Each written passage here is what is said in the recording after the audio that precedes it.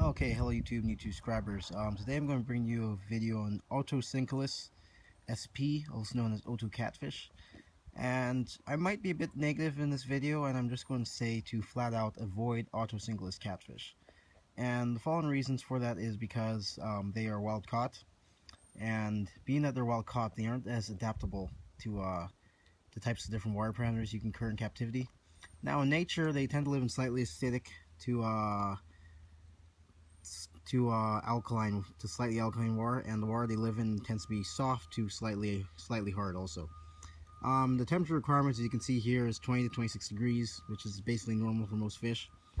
And when it comes to feeding these guys, very easy. You feed them basically algae wafers. You can also add stuff such as cucumber and lettuce and stuff like that. They're sliced and you put that in your tank, and that'll work for them.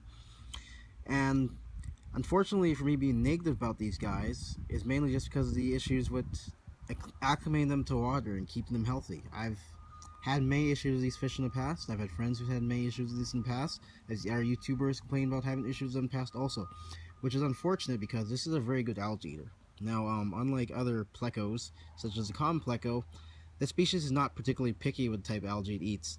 Common plecos tend to eat green algae and thread algae, and they avoid brown algae, for example. But these little guys munch down on pretty much all the algae in your tank. They're very good at clearing the tank out of algae. It's actually recommended you keep these guys in groups too. So I'd say every 10 gallons of tank water you have, I'd say just add 2 more Otos. So if you got a 10-gallon tank, you have 2. 20-gallon tank, you had 4, and so on. But because of the underlying health issues, I cannot recommend this fish.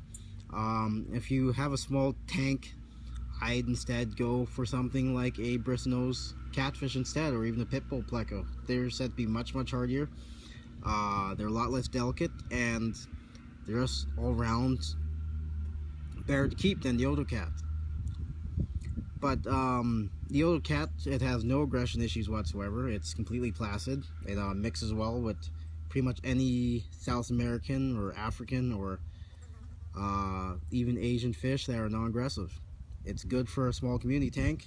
It goes alright with larger fish that won't eat it also. So on that part, it's basically a very good aquarium fish, but I just cannot recommend the Otocatfish.